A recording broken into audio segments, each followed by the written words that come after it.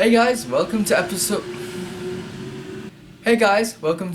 3 of Travelers and Dragons. Now, the reason for this introduction video is because there was a bit that was not recorded. As you're aware, Takklin and Arkus are imprisoned for pursuing hobos. And Sada had escaped using her Pass Without a Trace spell, and she was able to hide from the guards. I will go through what happened from this point on to the start of episode 3, just so you're not lost. So, Sada had gone in disguise as a rat into the prison, and then, poof, she's back as she is, and she walks along the prison and actively tries to find Arkus and Takklin. She finds herself at a crossroads within the prison tower, going down the stairs or going up the stairs. She chooses to go up the stairs, which is, she didn't realise it, but it's the sorcerer prison. That's where they keep all the magic users. When she gets up there, she encounters a guard. The guard's like, "Who are you? What are you doing here?" She casts Charm Person, succeeds, and she's able to get through the door easy. And she also says that she's going to let someone out who's a dear friend of hers, who was wrongly accused. Can she let her out? And the guard's like, "Yeah, whatever, man, you're great." Charm Person. She walks on in, and already she feels the heavy hit of an anti-magic aura about her, so she can no longer use her spells whilst we're in this room. And she walks on by. She can see in certain prison cells and hear a lot of moaning, a lot of pain is going on behind these doors, because obviously the anti-magic field is slowly just eating away at their magic. And she shouts for Arkus, and Arkus speaks up. He's chained up like that. And she's able to, get the keys, unlock the door, break him out, and just break him out in general. Meanwhile, our good friend Takklin is in prison. There's another person in there with him, but if he's not eating, he's curled up, facing away from Takklin. Every conversation that Takklin tries to spark up with this guy, it's met with, ignorance. And then one night, because this happens in a series of nights, the first night he's there, he gets a visit from an old friend, dear Montgomery Meth. Now, Mr. Meth takes possession of the prisoner. He wakes up and sees the prisoner staring at him, smiling knowingly at him. Takklin asks what his problem is, and the guy's like, "It's me, your pal Meth." I won't go through the back and forth role, but Takklin and Meth have a bit of a history where Meth has saved his life like once or twice, so he kind of owes Takklin. And Meth basically says, "Look, I'm trying to take Fantasy away from my planet that I'm making. Fantasy City is a fantastic city, and he wants it on his planet, not on this planet." Takklin says, you can't be forcing people away, but Meth's like, "Hey, you don't have a choice. But to show that I mean well to you, Takklin, you're a good friend of mine, I'm going to break out this prison and assist you out this place before I zap this place away."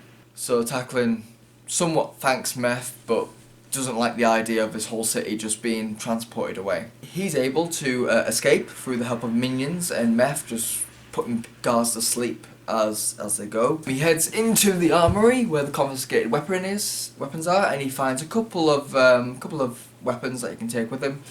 And I also make him aware that this is where they keep the gold and confiscated ingots. So Takklin loads himself up with a couple of ingots. I forgot what he got, but I think he got some gold ingots, maybe he got some platinum, some steel and iron ingots for his forge when he gets there. And he's able to escape. And as he escapes and walks out the city, he sees none other than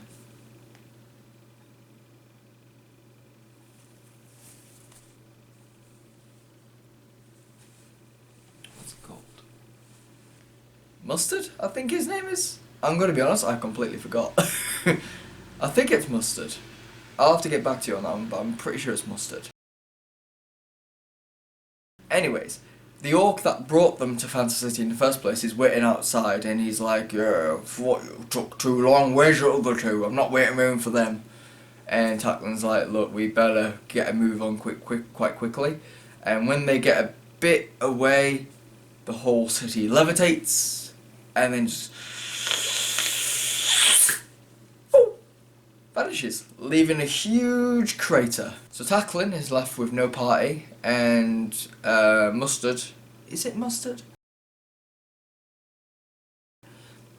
Takes him back to Gaius. Meanwhile, whilst Sada and Arkus are heading out of the anti-magic prison, they go down into the armory where they decide to loot a few things.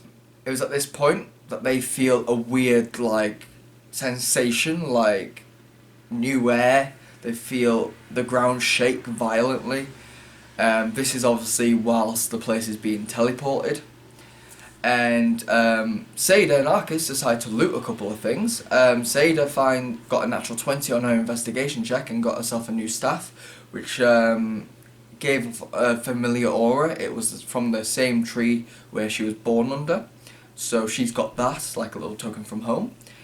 It also gave her a few druidic bonuses. Again, forgot what they did. So long ago, man. And Arkus got his robes back and a few other bits and bobs, again a couple of items, and I made them aware that this is where they keep all the gold ingots, it's where they also keep all the gold. Surely Sada and Arkus would leave the gold in the vault. So Arkus and Sada walk out with like 50,000 gold pieces also in their pockets and lugging around along with the staff and what have you. And when they leave, they realise it's quite easy to get through because all the guards are asleep and they have no idea why. And when they leave the prison, they notice everyone's out of panic, the sky's a different colour, there's giant eyes, like giant blue pale eyes watching everything, and they realise that the city has indeed been transported to Meth's planet. Looking down, they realise that Fantasy City is now a floating island. It's just floating in the air with like the roots and trees and rock and all that just hanging low. And they look down and they notice that the moat is slowly spilling out. Guards from around realise that they're carrying big swaggers of stuff from the prison. And they also recognise that these are the guys that were in prison. Arkus was in prison. So before they could even say what about Takklin, they leg it and they say that they jump down the waterfall of the flowing moat, flow down into the jungle. The guards look down thinking, surely they can't survive that. And I believe Sada uses some spells and is able to make them fall quite lightly. But they land into the trees, where Sada lands in a nest. An unknown nest, she has no idea what kind of nest it is, but there is an egg in there. Well, a couple of eggs. But as she tries to maneuver out of the nest, she knocks one of the eggs out and she goes falling down. She lands and the egg lands on her lap. So she decides to adopt the egg. It's like a nice pristine gold egg. When they land on the grass of this unfamiliar terrain, Meth approaches them along with a couple of his imps and says, "Hey, you guys weren't meant to be in there. I had no idea you guys were in there. Your friend Tacklin's out. Don't worry, he got out safely. I'll take you back to Tertilia," which is the country where they are living. Meth then bestows Arkus with a black magic tome, which gives him Eldritch Blast. So it's kind of like a little packed warlock thing, but he's not actually a warlock. And it also has a secret message in there that says, "You'll know when to read out this incarnation." Important for later. So Sada and Arkus head on back out and... Arkus and Sada head through the portal that Meth creates and says, "Goodbye, good luck, don't mess with my plans again. I saw you trying to get rid of the teleportation candles," and they're like, "We're sorry." And when they're teleported, they see the giant crater that was once Fantasity, and they realise that Mustard's gone, and they have no idea where Tacklin's gone. So they think the best thing to do is just head back to Gaius and explain to Raimundo or one of his disciples what the bloody hell has just happened. And our adventure starts and begins at Gaius when Arkus and Sada make it back to Gaius. Worthy of note as well, this was filmed before the first lockdown. I think it was in March or so, I can't remember. But it was around that time where we had to use Skype. So if you hear a lot of frustration for Roll20 and all that, that's what we're using for maps and such. So try and ignore all frustration. Alright, enjoy the video guys, thank you very much, and yeah, enjoy. We're recording, so hello again, all of us together at last. Hello. Hello. There we go. So, That's better. let's see here. So, we're going to start off with, we'll buy Tacklin's Forge. Oh, right. Okay. So, say that, Arkus, what would you say when you get to Gaius? Would you look for someone to report to, or would you go look for Takklin? We may as well go and look for Takklin, I think, since we're near his forge. Yeah. I was going to say his forge is near the entrance of Gaius, so it's quicker to go to him, to be honest. Yeah. So you head to the forge, and lo and behold, you see Mr. Takklin hammering away at some steel. Okay. That's right. And commence. Oh, how did you get back here, Takklin? With what do you call him? Marmalade brought me. All right. So you must have got out a good while back then, out of the prison. How did you get out?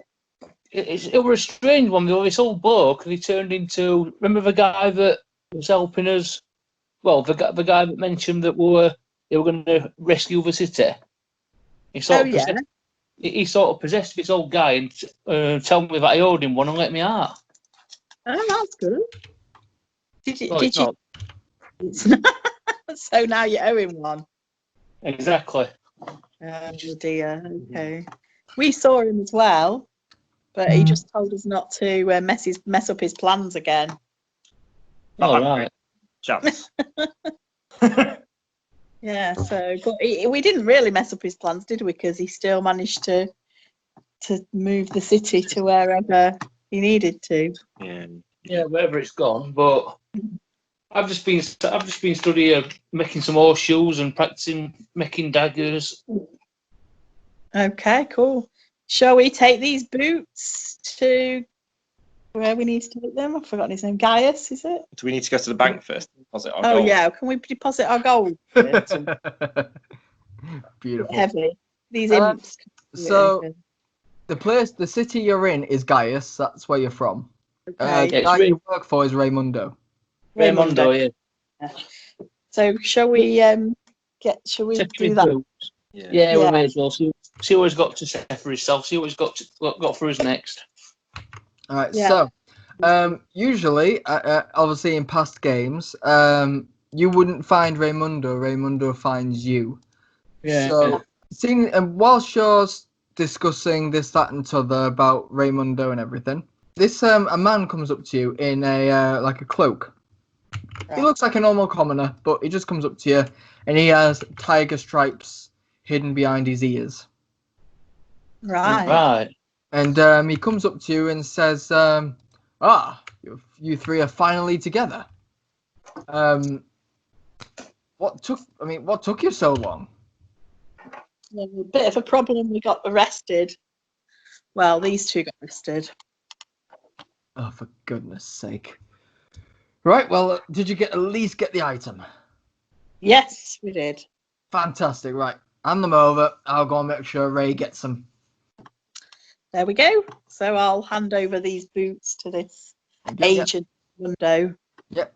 You see him move his cloak, and he's got this massive giant pocket, and he kind of opens and slots them in there, and then looks shifty about, and then says, "Right, I'm gonna go and give these to Ray. Expect a message from him within the week." Okay, cool. Okay, so off he trots. He goes off. You said you want to go and deposit your gold in the bank. Yes, please. All right. So Sada and Arkus, you guys go and head off to the bank, which is run by gnomes. Is it for me to do that as well? Yeah, all three of us can go if you like. So let's write down how much gold you've got. So, Takklin, you've got was it 200? No, it was 100 gold. You've got 100 gold. Yeah, 100 gold, yeah. And Sada and Arkus, I think you guys got 25,000 between you, was it? Yeah. Should we split some? Three ways. What's happened here? Well, they you know how I said that there's loads of gold there. You just said, oh, you just carry 100 gold pieces in one sack. These guys, they've got a backpack. They've stuffed the whole load in, and they got an imp.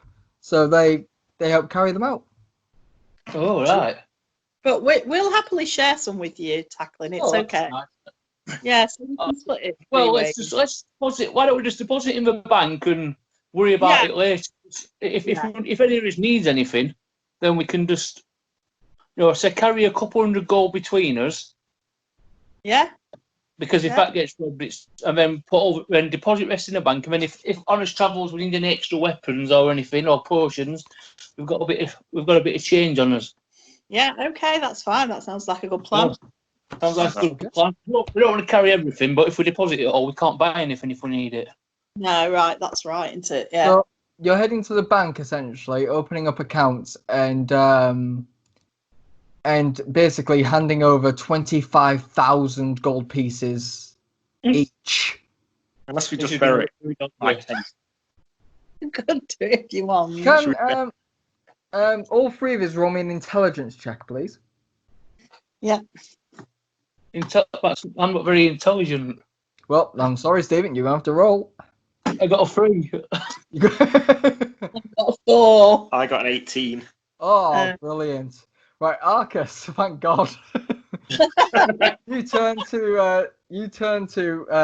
You notice that if you were to walk in there, all three of us, and hand over 25,000 gold pieces, you may get questioned heavily as to where you've got it from, because that's like us walking in with like in pound coins, and fivers and tenors of like £25,000, and not being asked where we've got it or anything, just in change essentially.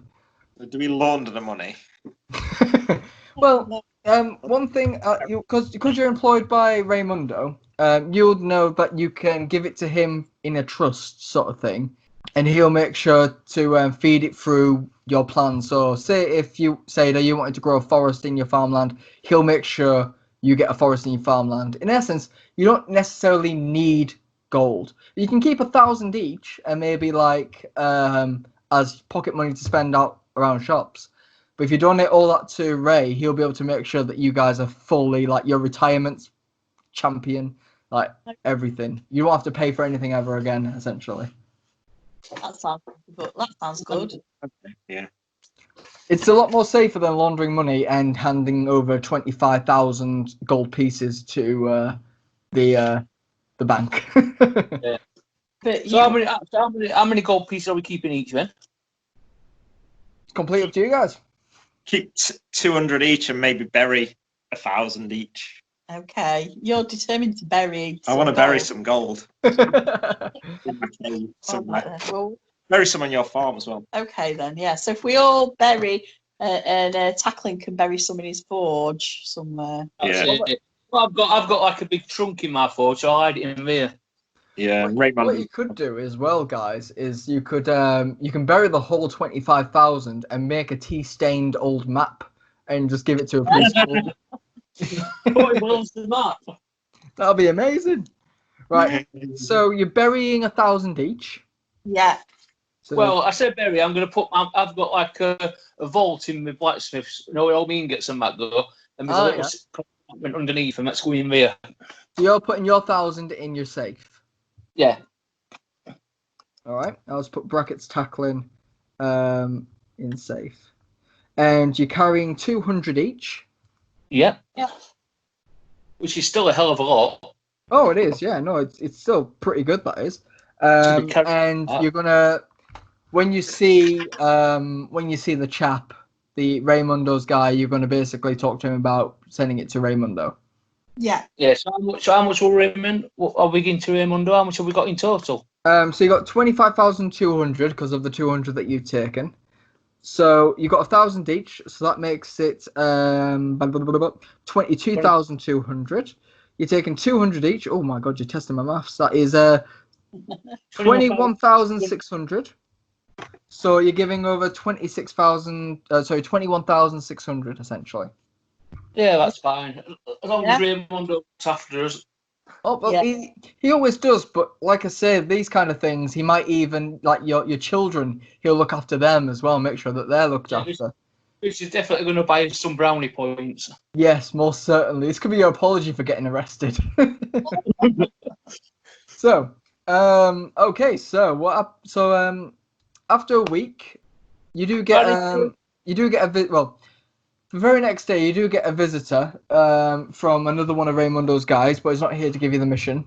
He comes over just basically to ask if you need anything for your establishment. So, Sada, if you want anything for your farm, you can talk to him about that. Arkus, if you want an upgrade for your cave.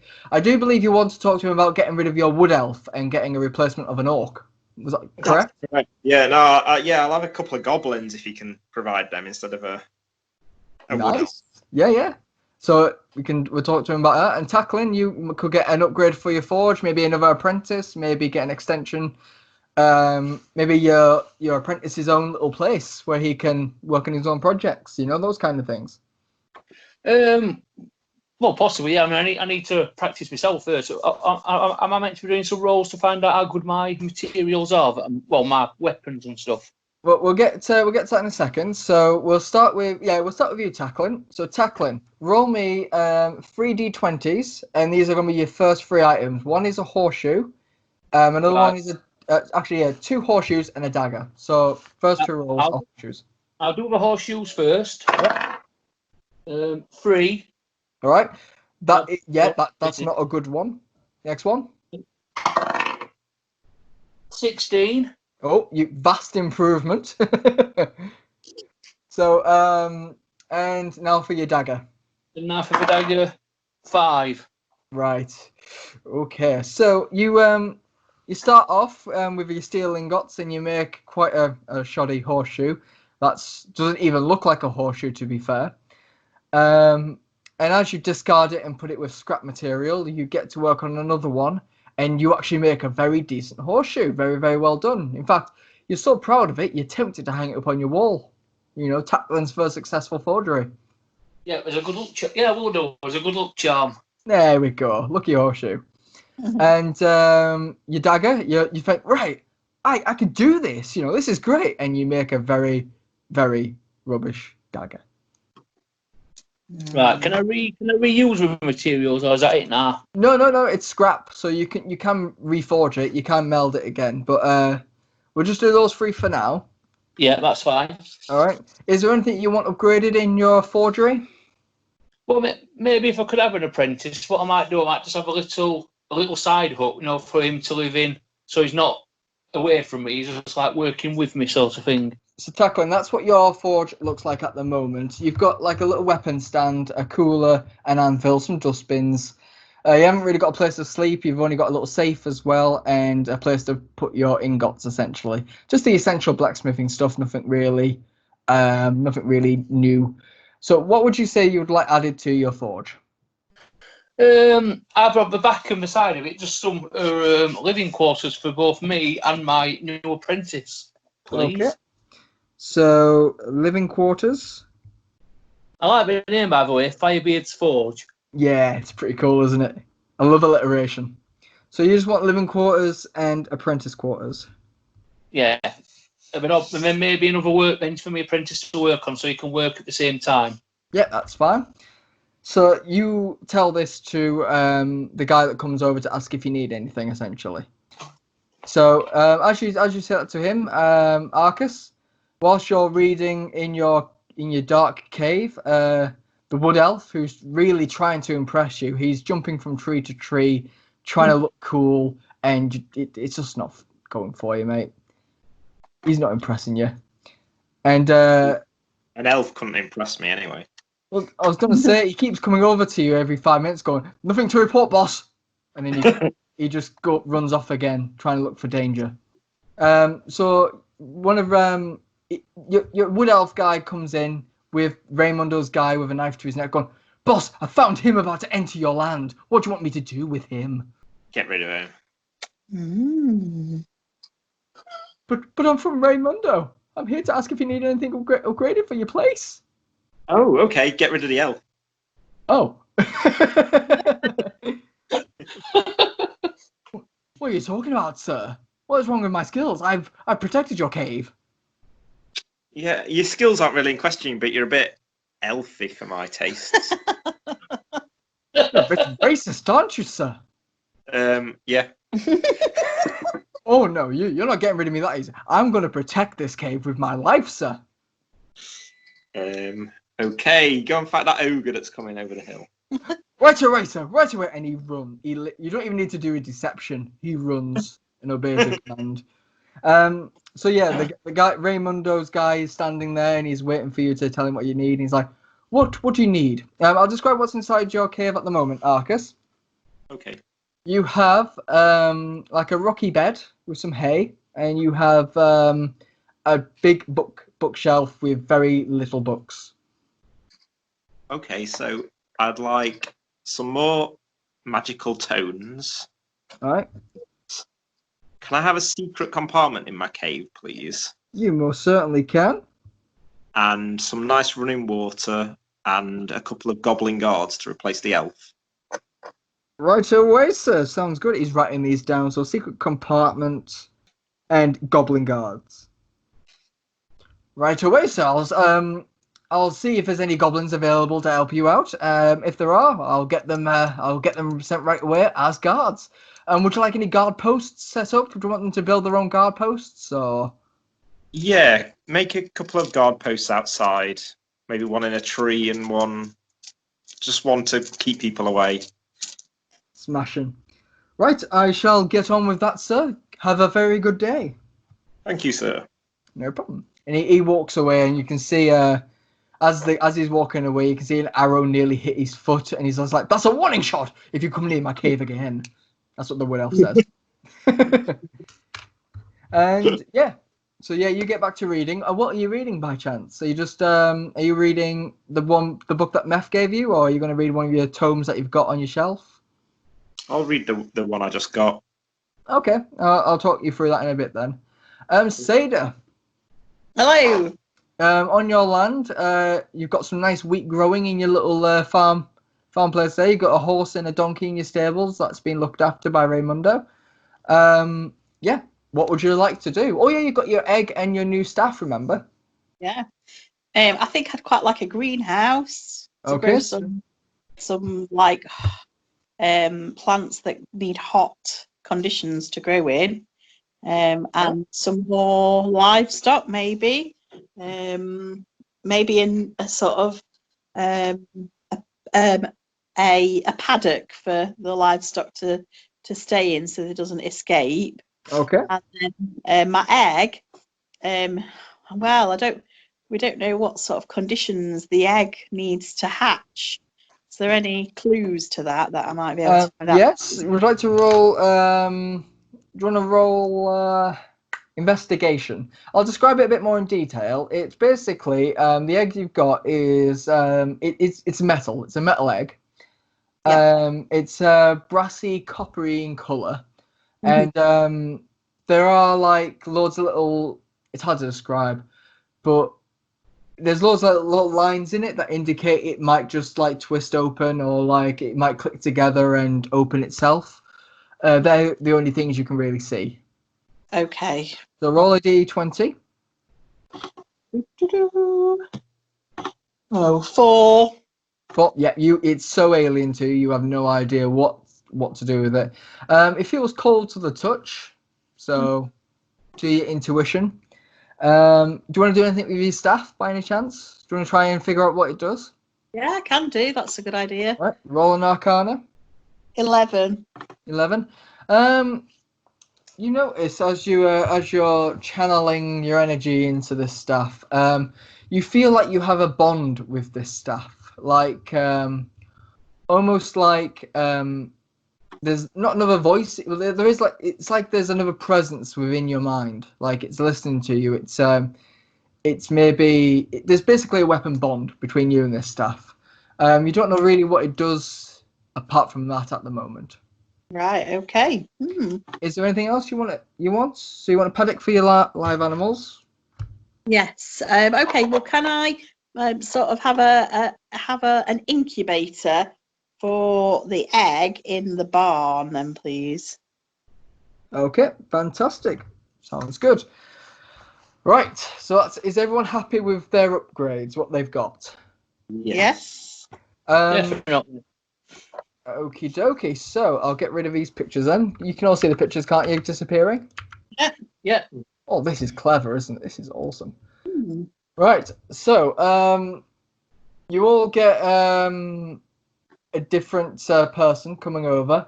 Arkus, you get your goblins. They some of them are carrying tomes to put in your library, and some of them are starting to knock down trees and build their own little shacks and little huts just to live in quarters for themselves. You notice that some of them are the coffee goblins. Oh, excellent. Okay. So they're already setting up a little cafe near you to bring you free coffee whenever you so demand.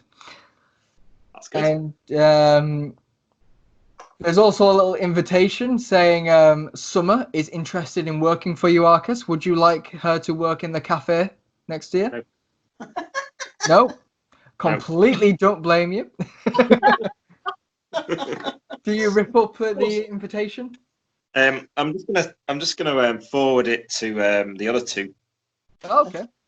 So, Takklin? I'm going to pass it on to Sada. All right, well, I'll keep that in mind, but just to let you know, you do get your they're starting to construct on your living quarters by building a small extension. You already had an apprentice, if you remembered in the last episode. I think it was called Barry, but I'll have to confirm that at some point.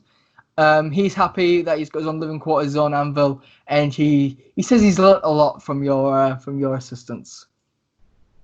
He's a little what? He's learnt a lot from your teachings. Oh, that's good.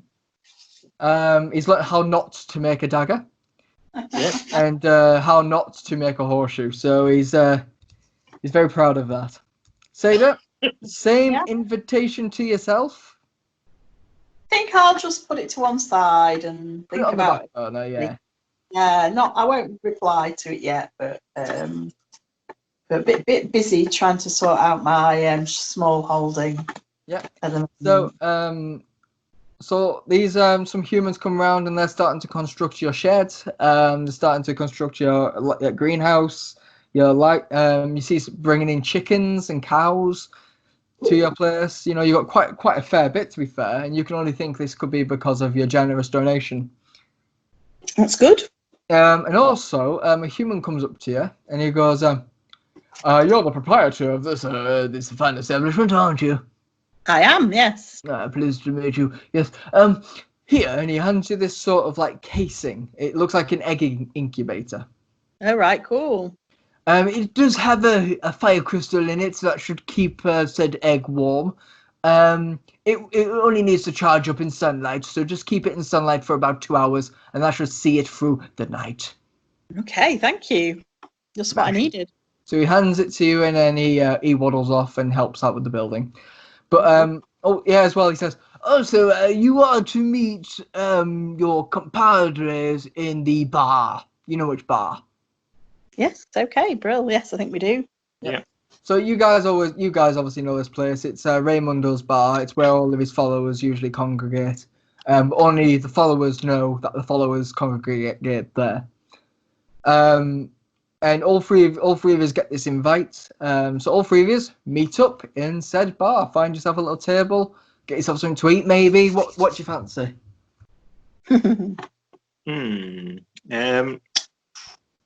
Tofu hot wings. Of course, they make you a tofu hot wings, Arkus. You're a very pompous half orc, aren't you? You know what you like. Have a big bowl of hearty stew, please. Lovely. And Sada?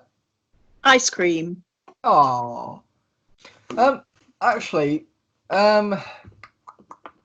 Arkus and Sada, can you roll me perception checks? Oh, and Takklin as well. Right. 12. What'd you get? 11. 12. 12. What do you add to it? Perception. Perception is wisdom, I believe.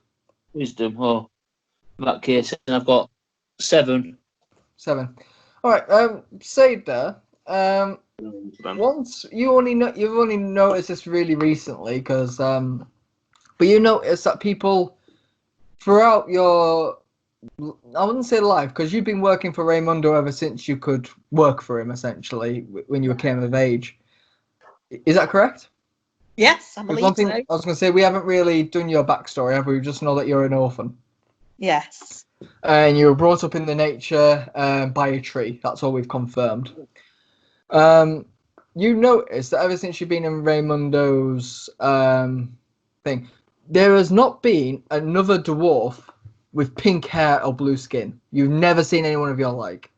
Right. And you've also noticed as well that people do seem to glance at you in like you usually brush it off, you know. It's like getting a face tattoo and forgetting you got a face tattoo, you know, and people are just looking at you going, "What the bloody hell are you doing?" Yeah. So it's that kind of aesthetic. So as you're eating your food, you've thought, hang on, where are all the other blue dwarfs? And then you just brush it off again and tuck into your ice cream. And Arkus, you've noticed that you still get a few glares of untrustworthy eyes because of your orcish parentage of being a orca, which are obviously the pirate orcs. Yeah. So you still notice that. Okay. Right, as you guys are tucking away at your food, another guy comes up to you and slams his mug down and goes, "All right, guys, Hello. you are to go to the harbour after your food and meet with someone named Tesla. Understood?" Understood. Do we give the money to him or? Oh, you've already given the money to the guy that's come over to ask if you need any donations. All right, sorted. Brilliant. Yeah. Right, so it's Tesla. Yeah. So he just gets up quick as he sat down and walked off and joined some merriment in the corner. Would you go there? Would you like to go to the harbour? Yeah, I'm presuming it's Raymundo that's asking us, so we may as Yeah, well, aren't we? it's one of his followers. You know, it's one of his followers. You seem to have some sort of like gut feeling whenever you meet them. Like you just seem to know. So, are you heading to the harbour? Yeah, let's go. I'm just going to finish my stew first. Yeah, no, of course, no rush. So you're going to finish your ice cream, finish your stew, finish your tofu wings, and head off to the harbour. That's it, we're off. So as you head over to the harbour, you see all these goblins lifting big crates, and Tesla's there giving orders, but also helping out any stranding goblin and helping out as best as he can. He's there with his magnificent tiger-striped coat that's billowing in the wind as it does. And as soon as he sees you, he starts to tear up and goes, "Ah, my friends! Oh, come here, give me a hug!" And he like spreads out his arms to embrace. Who wants to give Tesla a hug? I will. Oh, say that you jump on him, and it's electrifying. So much love is coming off Tesla when he sees you. Arkus, come here. No, you're all right, mate. Okay. Takklin, my man, come here. Go on then, you can have a hug. Let's hug it out. Oh, and he gives you a hug, and he just he gestures a handshake to Arkus, and he looks around and goes, "Sorry, where is the mental one? Is she not coming to this expedition?" No. We've not seen her for a while, actually. Oh, We've managed to shake her off. well, thank goodness for that. Raymundo's heard our pleas. Right, okay, right. Get yourselves on board then. Come on, quick.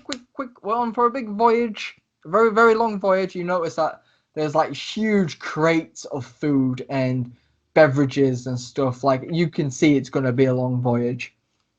Where are we going? We are going, guys, to Canvas. To where? It's a completely... You guys know that Canvas is a completely different country. Okay. Why are we going? Well, I've just been told to take you there and to give you this note. And he passes you a letter and goes, "Remember your cabin's downstairs? Feel free if you want to read it discreetly down in the cabin. Like I said, I'm just doing my job. Okay? Right. See you guys in a bit. I've got to help my little goblins. All the goblins seem to notice you and recognize you and nod and wave and smile at you." Okay, I'll give the goblins a hug. Oh, and Tesla just grinds his teeth and goes, "That's nice." And there's like a bit of a stormy wind that blows you onto the ship. So, are you guys going into the hall to read the letter? Oh, yes. Yeah. Thank you. Yeah. Okay. Sada, would you like to do us the usual honours? Yes. Or does if you someone want. else want to? Or does someone else want to read? Look. Right, I'll read it, shall I? If that's okay. That's perfectly Yeah. fine. Okay. There we go. So I've put it quite big, so you should be able to read it. Let me just get it right. Okay, dear travellers, as you are aware, my niece Matilda has an obsession with heads, shoulders, knees, and toes, except the toes. This has to be stopped. I have a friend in the great city of Pallet, city of hunters and art, who wants to talk with you about my niece's obsession. He thinks he knows a way to cure this bizarre behaviour. He'll be at the Poison Inn. You'll know him when you see him. He should be very helpful with this task. Take care. Try not to end up in prison this time. Ha ha ha ha ha. Only joking. Regards, Mr. Ray. Told her to stop doodling on my letters, and there's that symbol again that we've seen before, isn't it? Yeah. It's like a, Yeah. a hand of a clock or something. Okay. So you're happy with that read? Yes, I think Yeah. so. I'm gonna leave this over here, so if you guys ever want to read it, it's there for you. Okay, cool. So, yeah, you get on the ship voyage. You get on the ship, and it starts sailing off. Not gonna lie to you guys. It will take about a week of sailing Okay. for the safest routes to get to canvas. I'm not gonna obviously document the whole trip. So you have 7 days on the ship. What are you gonna do? What's your plans? Well, I brought one of my new books, so I'm just going to read that, I think. Yeah, that's fine. That's good. Damn it, if I Are could- you reading the book that Meth gave you as well? Yeah, I'll read that on one of the ones the goblins brought. A random one. Because you've been doing so much reading, Arkus, I'm going to give you an ability score improvement of 1 intelligent point. Ooh. Ooh. I will say this, I shouldn't be doing that. That's completely against the game rules. But hey, homebrew, and I think you deserve it because you need to get your intelligence up. He's not very good at the moment, so yeah. Exactly, and if you want to be part wizard, you need to you need intelligence. So yeah, I'll reward you that. Sada, I imagine you start channeling your trees and incubating your egg. Yes, and perhaps trying to work out what this staff does as Right. well. I'll tell you what the stuff does because obviously it's 7 days. It's a long time for you to be channeling and figuring it out. Roll me a d20 though on the egg. 20. Natural. Yes. It is indeed. Ooh, exciting. Sada, it starts to hatch. Hey. So, okay, right. Just give me just 2 seconds. I was not expecting that. I was gonna say you need at least a 19 or a 20 for it to hatch, and here you get a bloody 20. Good damn it. Yeah. So, the incubator, after about on day 6, we'll say this happens. On day 6, the incubator just spontaneously breaks. Okay. Oh right. And Okay. the egg rolls to the ground, and you can see it. It's like like when you look at a mechanized gears of like it starts to maneuver itself and twists parts of the egg starts melding around. Yeah. And then eventually it opens up and steam comes out of it. And Oh, right. out of this egg comes out what looks like a praying mantis the size of your hand. Oh, okay. Cool. All right, it's bronze in color. It looks quite, I wouldn't say metal. Its carapace seems quite metallic. Super shiny. It's got giant purple eyes that seem to be looking at you. Yeah. It's, to describe it, its rear end looks like that of a hand, not like a proper hand, but like it looks like it's got 4 fingers and a thumb essentially Okay. on its rear, and in its hands it's got like its usual praying mantis scythes, but it seems to be scuttling about to place, trying to find its legs and all that. What are you going to do with it? I'm gonna pick it up and Right, you pick it up and it seems to be looking at you like with its big purple eyes. And I'm going to call it Wilf. Oh, Wilf. That's cute. Yeah. Probably just look after it and Okay. care. Right, we'll come back to you with little Wilf then. Jesus. Okay. Right, okay. And your staff, you notice in a teary moment, like on moonlight, while she's sailing, that you learn that this, the wood from the staff is the same tree that kind of brought animals to look after you. It was kind of like your mother. It was like your mother tree, essentially. Right. Okay. Yeah.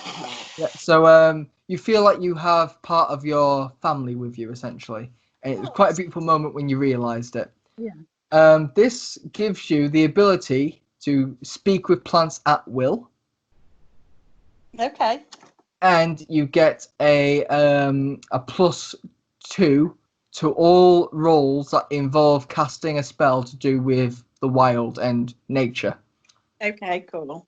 Are you writing that down? Yes, I am. Oh, good. I'm gonna have to write that down as well because I'm gonna be writing up your character sheets.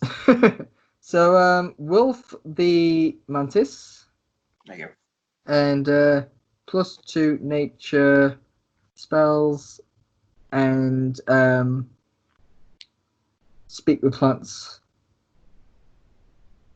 Right, there we go. So, Takklin, Yes. what are you doing on this ship? Are you just being the party? Are you just getting drunk and with the goblins? Am I able to do any sort of blacksmithing away from my thing, or is that not something possible? No, I wouldn't say it's possible, I'm afraid. There's like wood carving stuff if you want to do some wood carving. Yeah, I'll have a go. Maybe trying to make a wooden spear or something. Just All right. see how good I Roll. am at making. Are you wanting to make anything else other than a wooden spear? Um, Like maybe little models or little characters, maybe spoons, forks, knives. yeah, cutlery and stuff like that. Yeah, practical thing. Roll me 3 d20s and we'll see how well you do these ones. Right, first one is a 1. Natural 1, fantastic, Yep. beautiful. We'll say that's you said spear first, so that's your spear. And Yeah. mate, this looks like the best spear ever. You are confident with this spear. Really? Yeah. And go on, roll for your next one. 10. 10.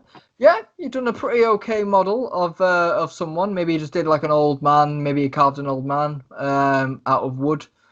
Yeah, looks all right. And the final one. 6. 6. And what was the one you were going to make? Oh yeah, cutlery. With a 6, you tried to make a spork, but you used a knife. So you got like a knife spoon, and it's completely useless. Right. But you have this spear, which you are confident with, to the point where you're even tempted to either leave your great axe or your dwarven thrower on the ship and just take this spear with you. No, that's not a good idea. You're very confident with it, though. It feels like it's the best weapon in the world, Takklin. Roll me an intelligence. We'll see how this goes. Oh God. Intelligence. Need a 10. You need a 10. 13. Oh, yeah. Maybe it's not a good idea to leave your axe and hammer on there, but maybe you can take the spear with you. Yeah, maybe take it with me. All right. That's handy for someone. Can I just say as well, on my character sheet, you put great axe, but I've changed that because I had a battle axe, not a great axe. Oh, right. Do apologise. We'll get that. Because great axe is double-handed, isn't it? Yeah, great axe is 2 hands. So yeah, battle axe is it could be either or, can't it? Yeah, that's what. Because obviously I'm not a 200 fighter. That's fair. So yeah, you're on the ship for 7 days, and I'll because obviously Arkus, the book you've been reading has a spell in it, which is only available to warlocks. But with this being my campaign, you learn it. Oh, right. Oh, wow. Eldritch Blast. What was that again? Sorry. Eldritch Blast. Eldritch Blast. What does that do? It's just an array of dark magic. It's basically you send like it can be anything. It could be a ball of purple light. It could be a stream of purple light. But basically, it deals 1d10 and it's a cantrip, so you can use it whenever. Ooh, that sounds splendid. I look forward to using that. There you go. And Sada, your little insect. Throughout on the final day, you notice it's getting hungry and it eats metal. You realise that's its diet. Dean, Yes, mate. that Eldritch thing that you're talking about for Arkus, Yep. at level 5 it does 2d10 damage. All right, it deals 2d10 damage. And then Arkus. Thanks, And then, Stephen. then at level 11 it does 3, and at level 17 it does 4. Yeah, fair enough. So yeah, it deals 2d10 Well, it says make damage. separate. It actually says make separate attack rolls for each beam. So I'm not sure. You probably have to do an attack roll first to get it. Mm-hmm. Oh well, we'll have to see. But basically for that you'll have to roll 2 because you can fire 2 beams. Yeah, 2 attack dice for that at level 5. Sounds powerful. Yeah. So, so you realise that your insect eats metal, and it seems to have not doubled in size, but it has grown a lot from its infancy, even after one day. Yeah. Right, and you end up docking. Takklin, you've got your very trusty spear with you that you can't wait to throw and see where it lands. Sada, you've got your staff and your little insect on your shoulder. And Arkus, you've got your black tome, which is littered in black scales. And Tesla goes, right, apparently you are to meet Captain Morgan, I believe his name is. He's meant to be captain of the guards. He's meant to talk to you. He should be yonder, and he gestures above the harbour where people are waiting for people to get off ships, essentially. So very best of luck, my friends. I've been instructed to stay here for a month in case you guys don't make it. It shouldn't take you a month, but obviously if a month passes, I'm gone. So very best of luck to you guys. See you later. Party again sometime.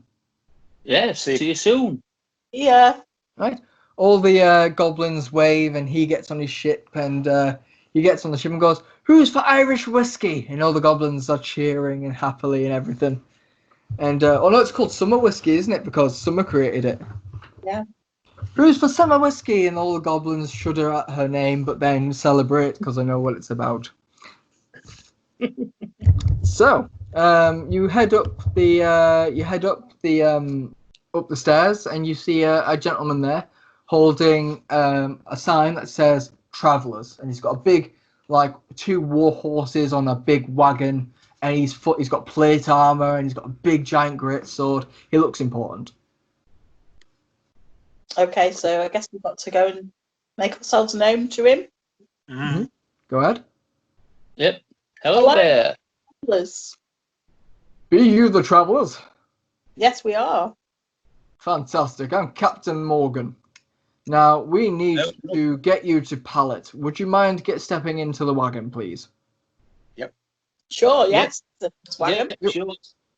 He puts down his sign, and he gets on his wagon. He sits down. The wagon seems comfy. It's got pillows and everything. Yeah, it looks really nice and neat. There's some armor there that's like your size. It's built for your size, essentially. And he's like, would you kindly please don your armor? Okay, yes. Right. So Sada and Arkus, when you look at your armor, it feels like iron. It feels like your typical armor, but it's light as a feather and quite flimsy. Okay. You put it to the fact that you're not the strongest people and would not be able to wear such garments that are like that. And Takklin, you're able to don your armor, and it is dwarven plate. Like, it is super strong armor. Cool. And it makes your AC, Takklin. Give me a second just to Google it real quick. Because I do believe dwarven plate. Here we go. And it should tell me. Yeah, it makes your AC 18. And you've got a shield, haven't you? Yeah. So your AC is now 20. Cool. So the You total guys AC is now 20. Yeah, and you have disadvantage on stealth. Right, disadvantage on stealth. So it's me. So I'm now AC 20, and I've got dwarven plate mail. Oh, yeah, its modifiers is also AC +2, so you've got 22 AC. So AC 22. Yeah. Cool. And what is it? Dwarven plate mail. That's it, yeah. As you're donning it with supreme excitement, Captain Morgan turns around and goes, "Don't get comfy in that dwarf. I'm loaning it to you." Oh. And he says, "Now that we're a bit away, I can talk to you about this mission."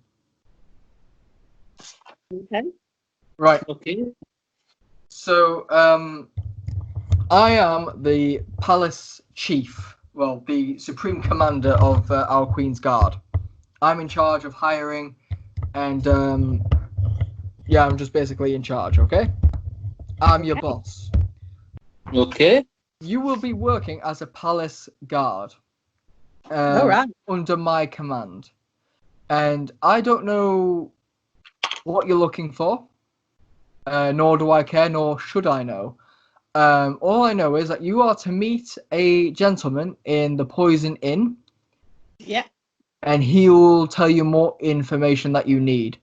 I am willing to give you access to the whole palace to do whatever your search is, or to get whatever you need. But be warned, I am a loyal guard to Her Highness, Queen Matilda. Okay? Okay. Hey.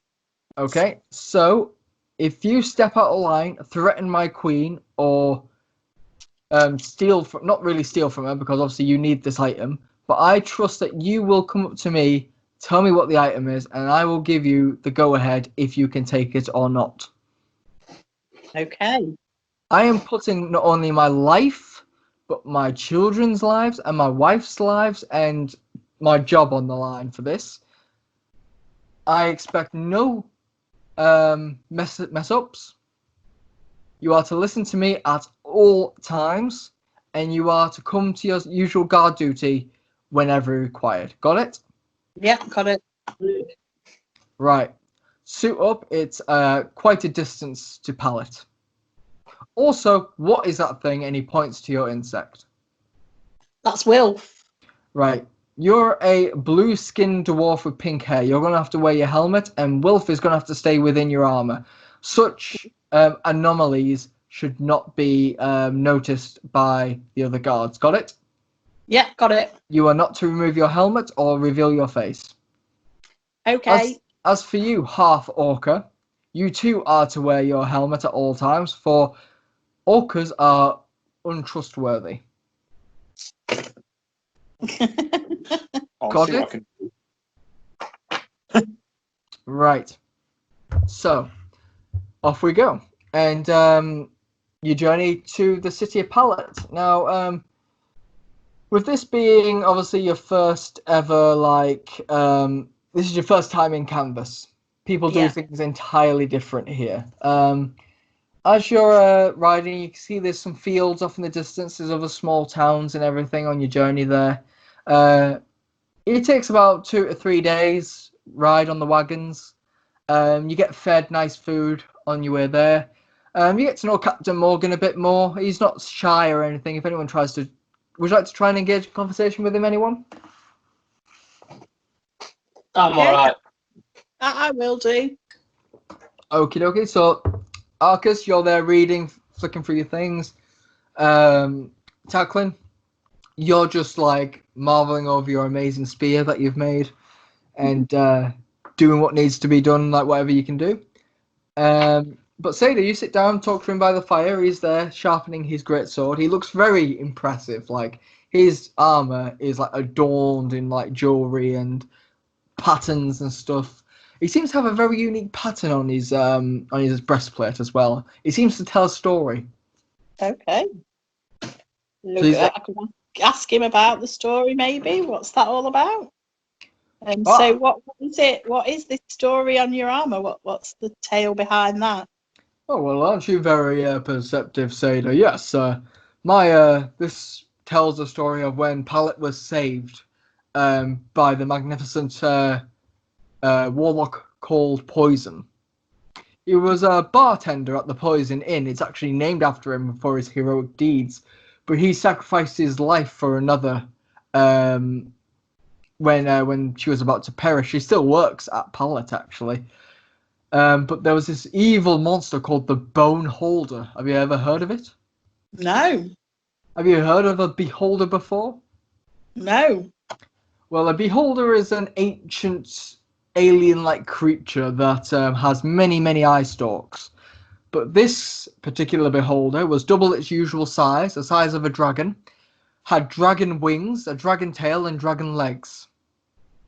Beholders, beholders and dragons are known to be the most feared creatures in the whole of the planet, if memory serves right. And obviously, you can imagine a mixture between the two would be terrifying. So, I've kind of got a small engraving of Boneholder on my chest plate, being destroyed by the people of Pallet and our hero Poison, Crypto, and Sakarkros, who I believe are in Pallet now, so you may get to meet them. Oh, right. So this wasn't very long ago then? It was a good couple of years back, yes, about 10, 20 years ago. Oh, right. Okay then. To this day, we celebrate it as a national holiday where the drinks run free, and I believe that's in a couple of months. Okay, cool.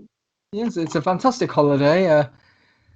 Yes, so it's a beautiful story. That's why I got it requested, drawn on my heart. I look up to those guys as inspiration, that one day I could protect someone so fiercely as Poison once did to Crypto.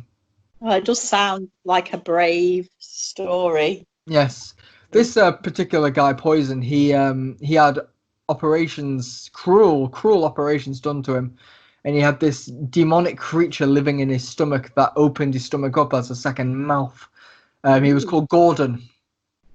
Right, okay. They became best of friends, Poison and Gordon, and they opened up the bar together. It was beautiful how he turned such a tragic event in his life to be such a beautiful friendship. Oh, certainly sounds like an interesting fellow, this Poison. Oh, yeah, well, I never got to meet him, sadly, but yes, I've heard tales of his heroic deeds. And that, you get to know him in that sense, Sada. You get to know him as this, he's a humble man, fully loyal. He believes in justice, full on. Yeah. Is there any other questions you want to ask him, or? What's the princess like? There is no princess. There's a queen. Oh, the queen. What's she like then? Queen Matilda. You've never met a woman more fierce.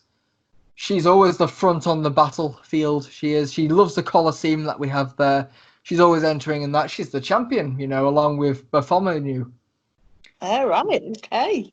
Yes, those two are very close. Oh, I can never say his name. Bartholomew. Those two are leader champions in the Colosseum, and she's always up for a good fight. She is. She's brilliant. She rules with an iron fist, but everyone respects her. She's brilliant. Right. Okay. So this is who.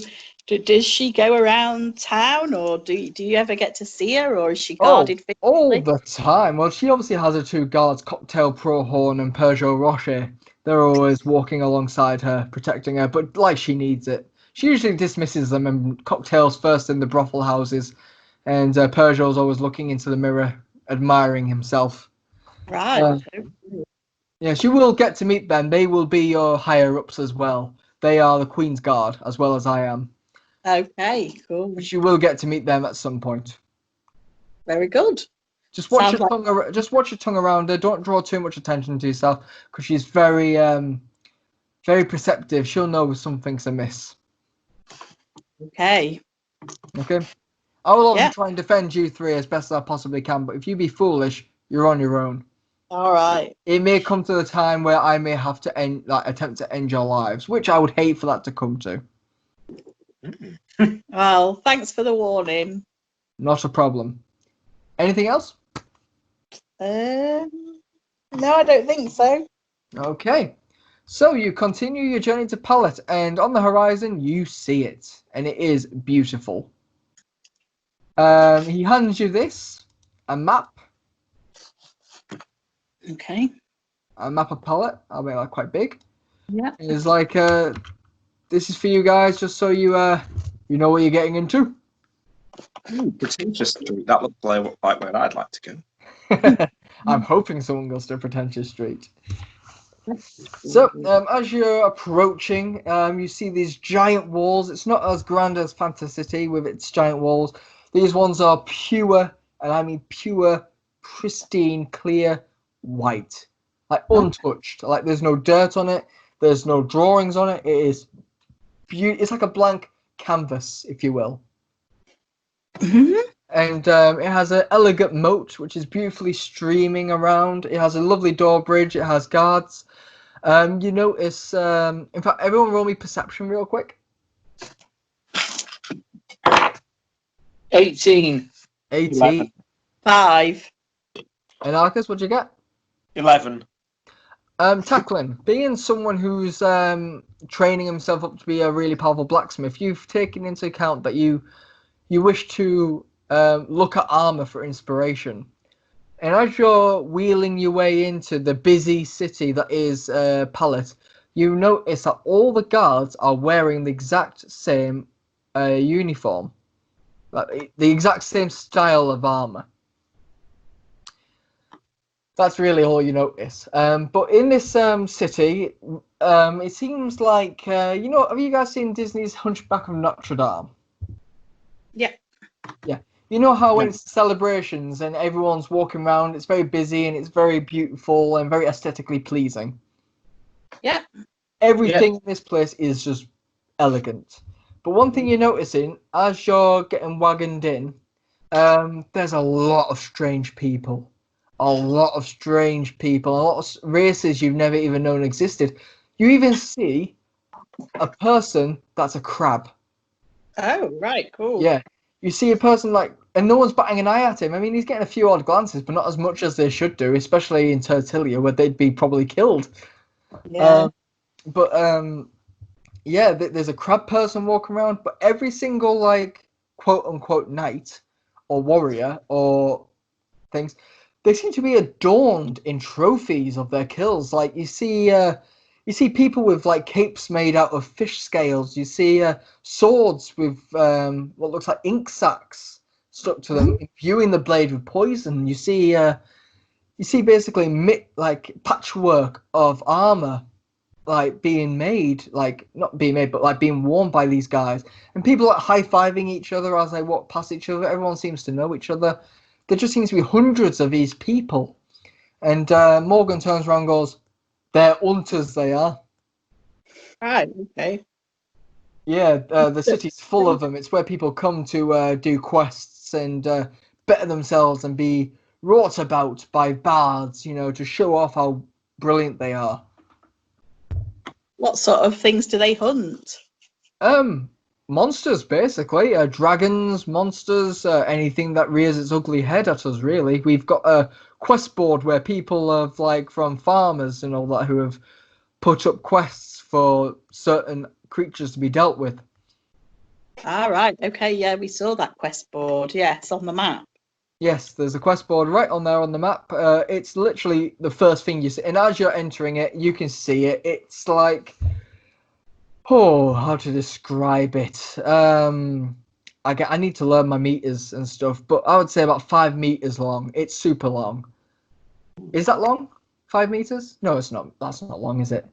Not that long. Is it like a jumbotron at an American sports game? You know what a jumbotron is? It's like the huge screen that they have that shows. Oh, bigger, you play. much bigger than that. Okay. Yeah, I'll probably say about 3 jumbotrons in size and height. Right. Wow, that's big. And it is littered with post-its of like in different parchments, different paper, some crude doodles, you know. Some of them are scribbled in and everything, and everyone seems to be queuing up by this booth where they're getting issued quests. People are taking quests off the board and approaching this vendor to get it stamped. You're looking around, you can see some blacksmiths working, hammering in some dragon scales and some fur onto their blade, which is giving their blade some sort of poison element.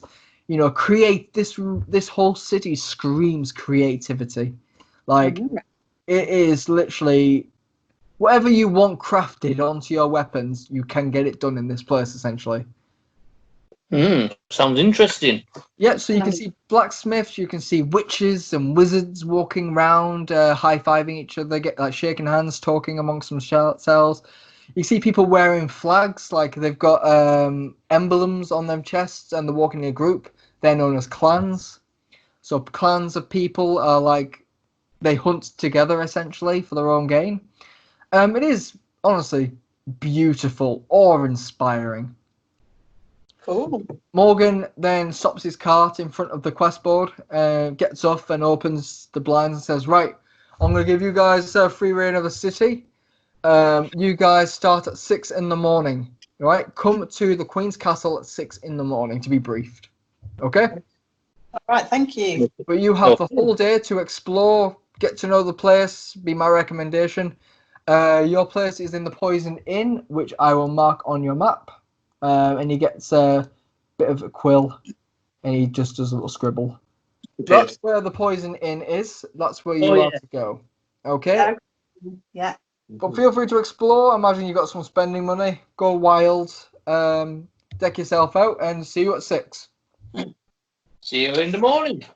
And he does like a weird salute where he slams he does like a normal salute, and then puts his hands on his stomach in like a fist, and then bows. Okay. And he walks away. Right. I'm going to pause because I need a wee. But if you guys want to discuss amongst yourself where you want to go, there's blacksmiths, there's... just discuss. Okay. Anyone fancy a bruffle?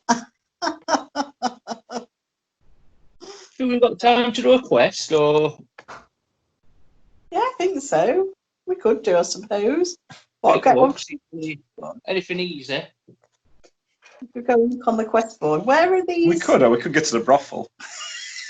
And the pub. Well, we need to go to the thing, don't we? The Poison Inn to find out this person. I might need to a blacksmith and see if I can get my weapons updated or upgraded in any way. I think. Do you not think it might be worth for you to try and get some of the skills of these blacksmiths who are like forging weapons with parts of creatures in them? That sounded quite interesting. Yeah, it does, doesn't it? Yeah. Maybe we're here for a good few weeks. I can definitely.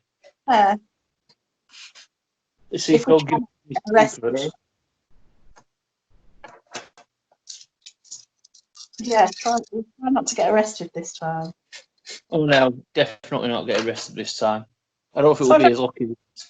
Should we look at the quests, or should we just go straight to the Poison Inn? I'd say get to the Poison Inn, have a few jars, and then see how we feel. Yeah, Poison Inn, because we can always look at quests after. We've got a month, haven't we, before the guy leaves, Captain Morgan. So yeah, and some of these quests, we don't know how far away they are, but they're not within the city limits, are they? They're out in the countryside. Hello. Yeah, exactly. We'll sort out. We'll go to the Poison Inn first, and we'll get what information we need from that, and then we'll take it from there, I think. Just to let you know, Stephen, just real quick, it's not a month before Captain Morgan leaves, it's a month before Tesla leaves. That's what I mean, sorry, Tesla, yeah, that's what I mean. Yeah, a month before Tesla leaves. Okay, so, what's the plan? Well, we're going to go to the Poison Inn, we think, to try and find out this information. Get some lodgings. Okay. So, as you make your way through the bustling crowd, people are looking at you quite strangely because you're two dwarfs wearing guard armor and everything like that. So people are looking at you with some authority. They're nodding at you, like respectfully. You're seeing so many bizarre things, guys. You are seeing weird races you never imagined existed. You see a Minotaur walking plain as day, walking through the city with like two skulls on his horns, and people are like waving at him, like they know him. Cool. It's just like a very like well accepted place. Did anyone look on the quest board by any chance? Well, we decided to go to the inn first, and then look. That's fine. So as you make your way to the inn, you're looking amongst all the other shops and everything, and you come to the Poison Inn. Standing literally about 10 feet away from the Poison Inn, carved out of stone, is what you assume to be poison. Big statue of this big guy with his arms spread out, his cloak bellowing, his stomach open to this giant mouth, and there's like a giant eye above it. With a dark tongue coming out, and underneath it says, what does it say? I've wrote it down. It says, oh, here we go. In memory of Poison and Gordon, fought to save Pallet from the Bone Holder. That's what it says on like the monument. And you walk into the pub. And it's not like Witherspoon's. It is a very beautiful, sunlight-filled pub. Oh, okay. And there seems to be quite a lot of people in there. Again, loads of different races, loads of different creatures that you never thought you'd see mingling with one another. And they're all having drinks and everything. Roll me perception, guys. Okay. Ooh, 16. 3. 12. Sada, right away, you clock someone, not in the far corner, but kind of off to the side by a window, and he seems to be looking at you and smiling as if he knows you.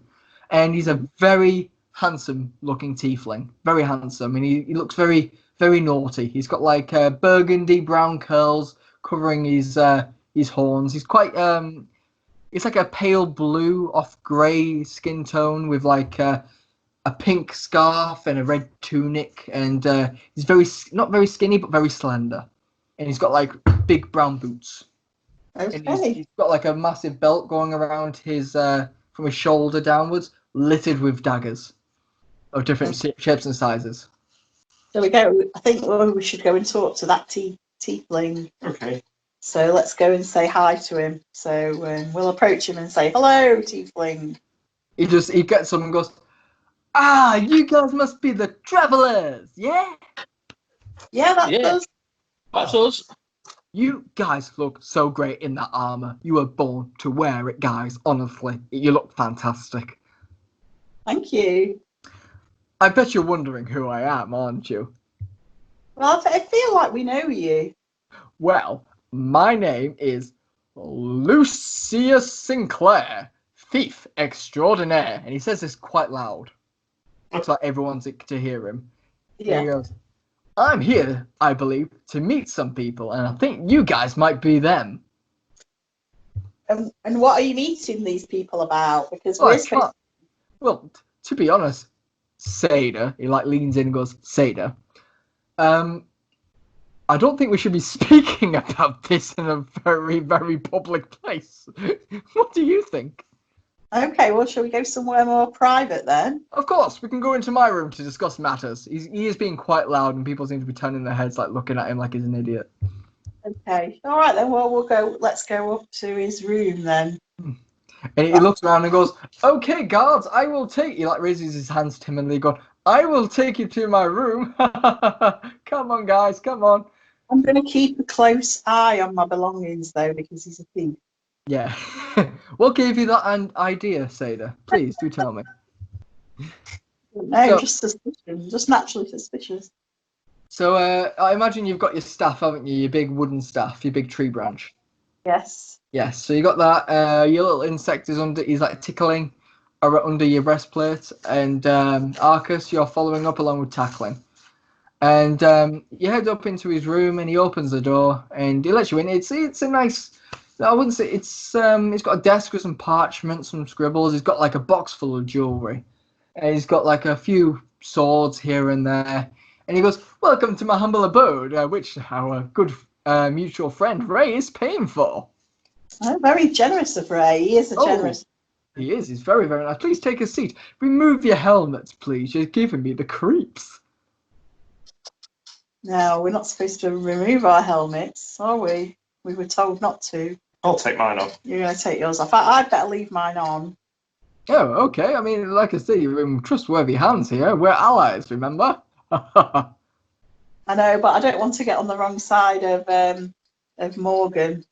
No, that's fair. You know, that's perfectly fair. Takklin, are you removing your helmet? Well, actually, yeah, are you removing your helmet? I am, yeah. I'm removing mine because I'm okay.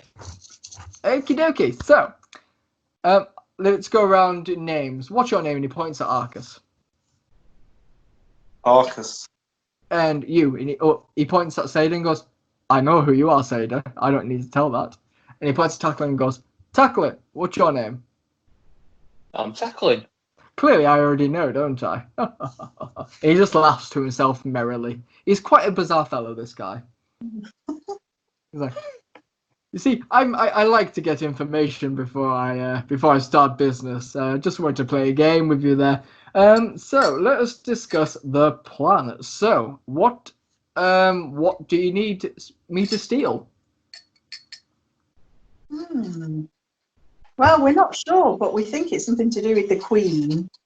Okay, so yeah, it is going to be a very pricey job. Yes, but did Raymond not give you any instructions? I just got told. I have just got told that Ed's shoulders, knees, no toes. Does that mean anything to you guys? That was on the letter that we got from Raymundo, but we don't know what that means. We don't Okay. know. Well, let's think about the letter then. What do you wear on your head? So that's linked to your shoulders and your knees. Is there a link there? Oh, I don't know. Like armor, maybe. Well, that does sound accurate. That does sound pretty accurate. It's like a helmet, a breastplate, and greaves. Yeah. Okay. So what about the no toes then? What's that about? Well, probably don't need the boots then, do we? We've already got the boots, haven't we? Yeah, we don't need to tell him that though, do we? We already got. No. What boots? Just some of the boots. Don't worry about it. Oh, fair enough then. So so you want me to steal a helmet, a breastplate, and some pants and some greaves? Yeah, I guess so. But I mean, I would think we need to steal some special. These need to be special, don't they? Okay. Not just any. Well, I'll leave that to you guys. I just need to know what I'm stealing and whereabouts. Just come report back to me in this very fine facility. Have you had the drinks yet? Oh my days. No, not quite yet. Well, first round's on me. You go downstairs, get what you want, and report back to me whenever when you find out the location of the thing that I need to steal. Okay, great. We will do. All right. Now, I shall see you guys later. Get out of my room. Let's go and get 3 bottles of Cristal. Yay! No, wait. And then you shut the door. So, you head down to the bar, and you head down to the bar, get your drinks, get a bit merry. Do you guys want to do a bit of banter whilst you're there? Do you want to get to know anyone? Talk to anyone? Is there anybody else who knows anything about any armor? Can we start strike up conversation about the armor that we've seen on Morgan and see if there's any other special armor in the city? Are you guys still wearing your guard's armor? Yeah. Yeah. Okay. So people seem to look up at you with a bit of authority. Mm-hmm.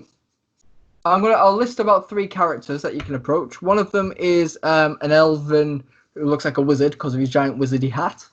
There is a person that looks like a cat. He's like a cat person. He's got his like hood up and he's sharpening a dagger by his whiskey. And there is a goblin with who looks to be loading a crossbow. Anybody have any preference? The cat person. Maybe the wizard. You think the wizard? Yeah, I don't know why, but Okay, well, we'll go for the wizard then.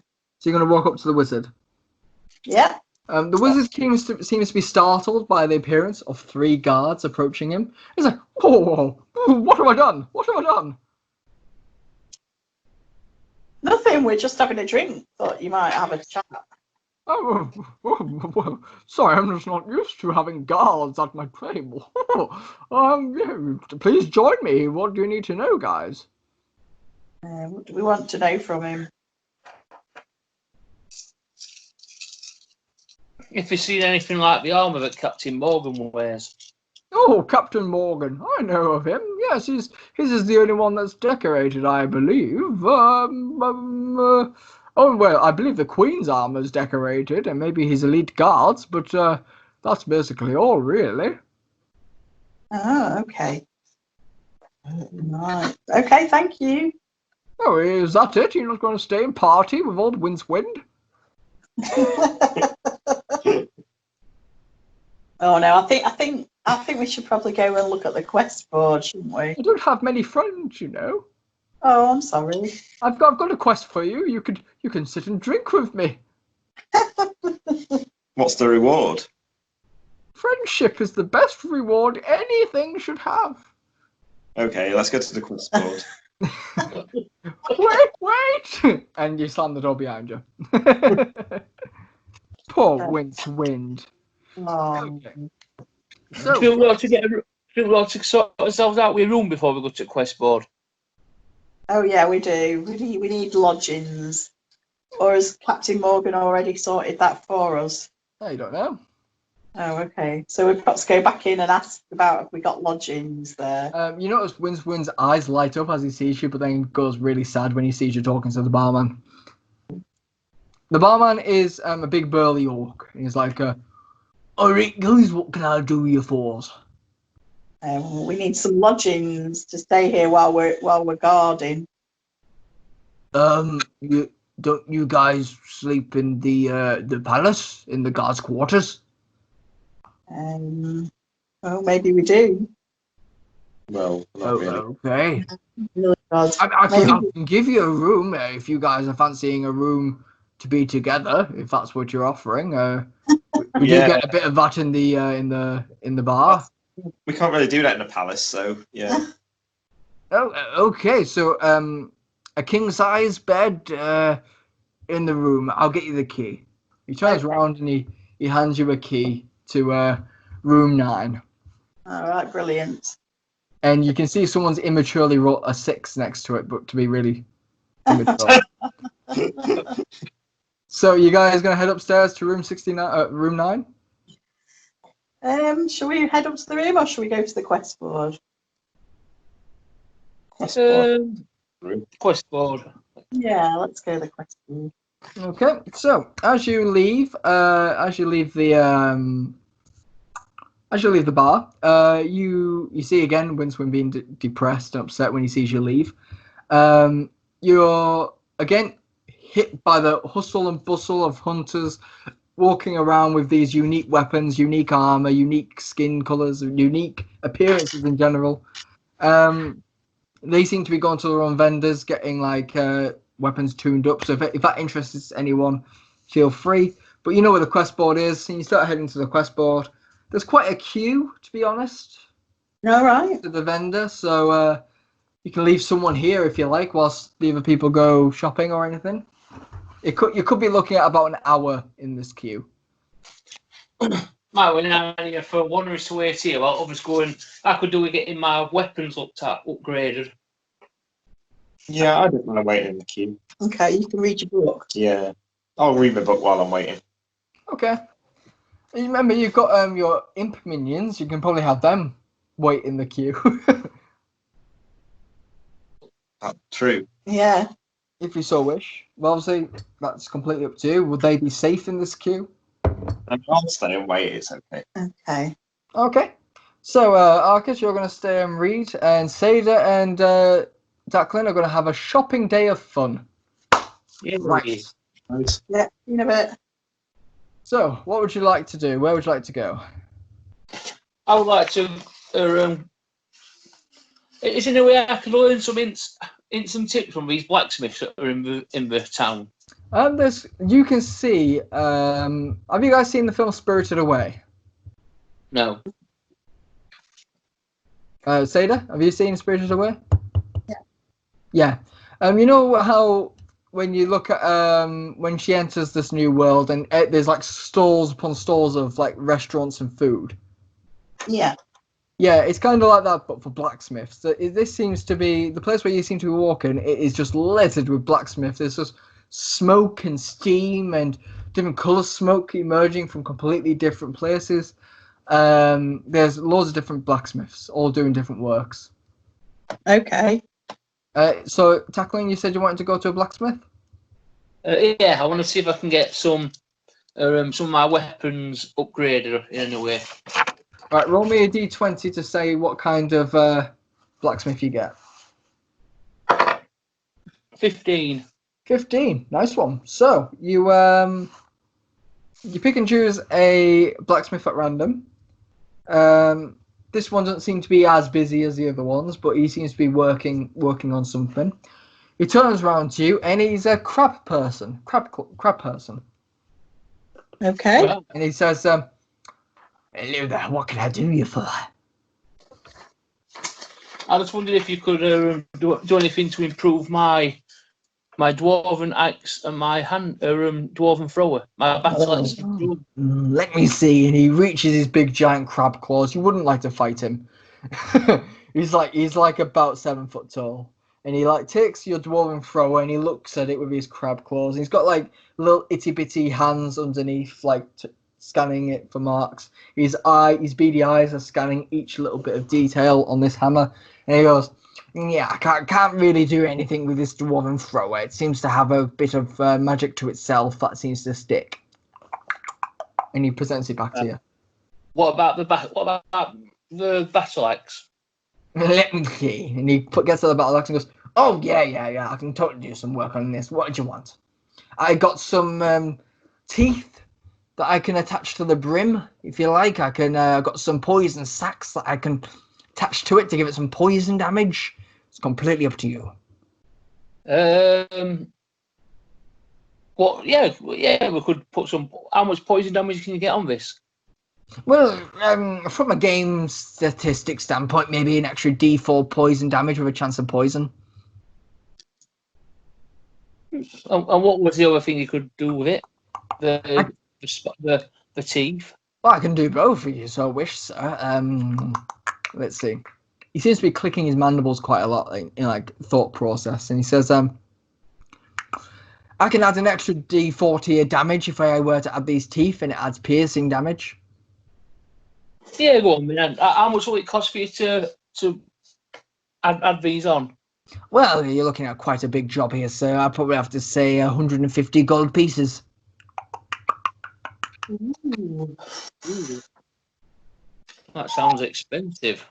Well, you are in pallets, sir. You can always get a job at a quest that can earn you just as much. So if it's 150 gold, that'll give me 2d4 damage, will it? It will give you 2 additional D4 damages, and one of which might inflict poison. Yeah, go on then. I'll go for it. Right, I will have to have it for the entire day, if that's okay. That's fine. Come back to me tomorrow, and I will present it to you. Thank you. Right, he turns around. Are you going to hand him the gold pieces? Well, I'm best for not paying him on finishing the job. No, you pay now. Right, pay you go then. I'll hand over 150 gold pieces. Thank you. So you've now only got 50 gold pieces. He turns around and you can see him scuttle to his vendor, and he puts your hammer down and he walks over and puts like a blind down that says "busy, come back later." on his Cool. stall. So, Sada, what do you want to do? Well, I wonder if there's anywhere I can buy any spells or anything like that. Is there any magic shops? Oh, it's weird. It's kind of like yin yang, where like on the right hand side you've got all the blacksmiths, and on the left hand side you can see loads of people brewing spells and potions and everything. Okay, cool. So maybe I could go there and see if I could get something, a spell that might be a good attack or something if we were going to do a quest to hunt something. Okay, so you want to go to the magic stalls essentially, Yeah. and see what you can find there that can help boost attack. Is that what you're looking? Yeah. Yeah. Okay, there's quite a few stalls. There's one particular store that people seem to favour. Would you like to go to that one? People seem to be queuing up there and like talking to these two lovely ladies in the booth. Let's go there then. You want to go there? Yes, please. Okay. So you go to this place and people wait in queue for about 10 minutes. It was quite a wait, but when you get there, you're greeted by a human witch. She's got vibrant orange witch hat, vibrant orange like robes, completely no detail to it whatsoever, just the fabric sort of stuff. And she goes, "Hiya, how can I help you? Oh, you're a very interesting looking person. I've never seen a blue dwarf before." No, I am one of a kind, quite unique. Yeah, that's what I like, love. That's what I like. How can I help you today? I'm just wondering if you've got any spells that'll help me in an attack if I was doing some hunting. I mean, my expertise is enchanting weapons. Would you like your weapon enchanted? I can probably do that. That sounds good. What would that help with? Let's just see. She goes, "Crypto, darling, Crypto, could you please get me some druidic spells for me, please?" And you hear a voice in the back go, "Of course, darling." And she comes over and this white, she's got void black hair with like all white uniform with frosting detail all over her. And she hands her the book. She smiles at you and then goes in the back again. They look to be about 40 years old, give or take. But you would never have thought it. Yeah. So she's flicking through a spell list and going, trying to decide. Sorry, it's hard to eat whilst recording. Well, we can have a break if you want to eat. We're going to have a break because I am starving and that food is too good to waste.